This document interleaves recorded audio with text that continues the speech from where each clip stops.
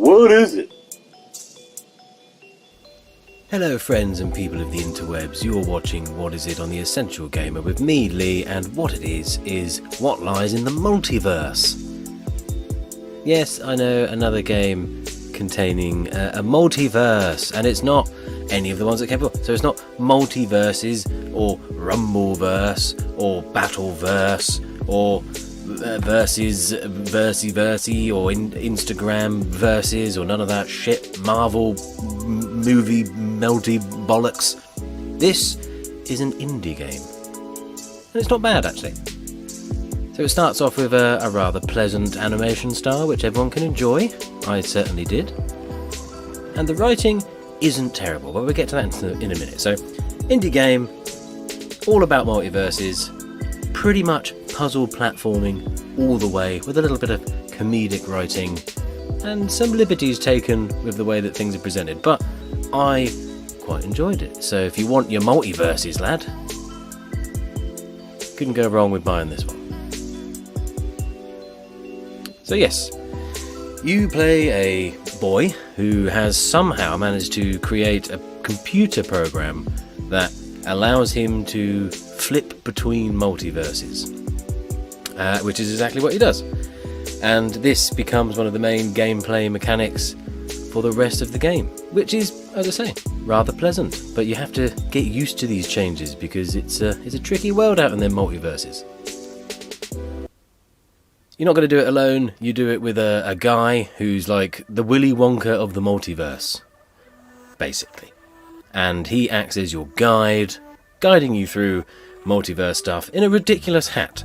But it's through these guidance moments where all the best dialogue comes in. So it's presented with a sort of an animated text to allow you to really get the feel for the words, and that's where this game actually starts to shine, because the story itself, while fairly simple in its delivery, is good. It's the relationship building between this kid that doesn't know what he's doing and like some sort of mythical Willy Wonka that controls the multiverse, while you're getting through these puzzle elements, which is essentially a trigger pull to swap between the available multiverses.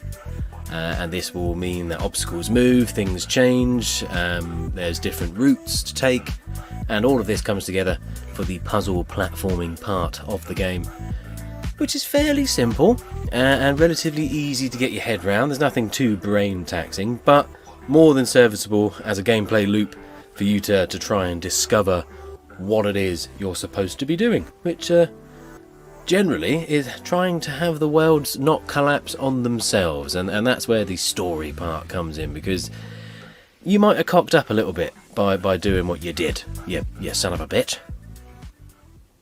So yes, Willy Wonka doesn't really like kids, and he doesn't really like you, and that makes for some good conversational bits.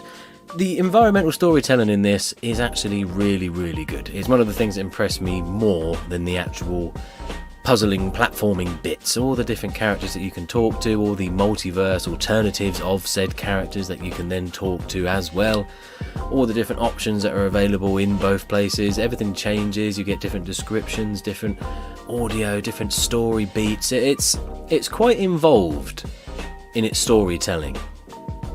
What lies in the multiverse, and that I say is the strongest point. All the different environmental story bites, all the different characters that you meet along the way that things end up for them, even like really simple stuff, like there's some signs that you'll get a sign in one universe which is really pleasant and lovely.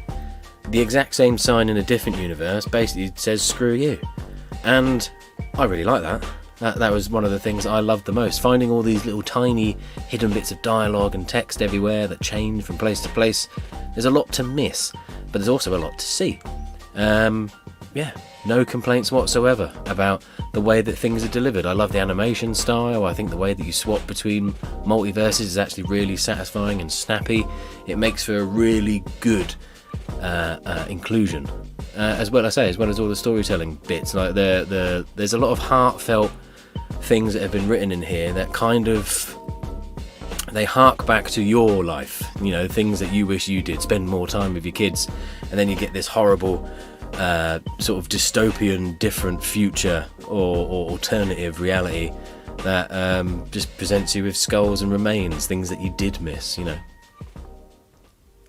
So what lies in the multiverse is a very competent puzzle platformer.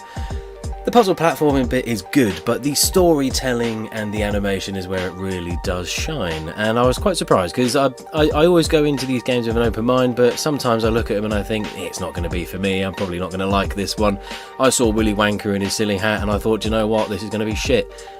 And I was wrong. I really enjoyed it. I liked the writing, I liked the art style, I liked the way everything was delivered. So I stand corrected, and I would say that if you like the look of this puzzle platformer and its multiverse of multitudes, go for it. You could be surprised. It's not a pun, I'm sorry. What? No, oh no. If this video is any good to you, please do like and subscribe. Make sure you do a thumbs up on the video and show it to all your friends. And if you didn't like it, well, I don't really care, because in one universe you did like it, so ha!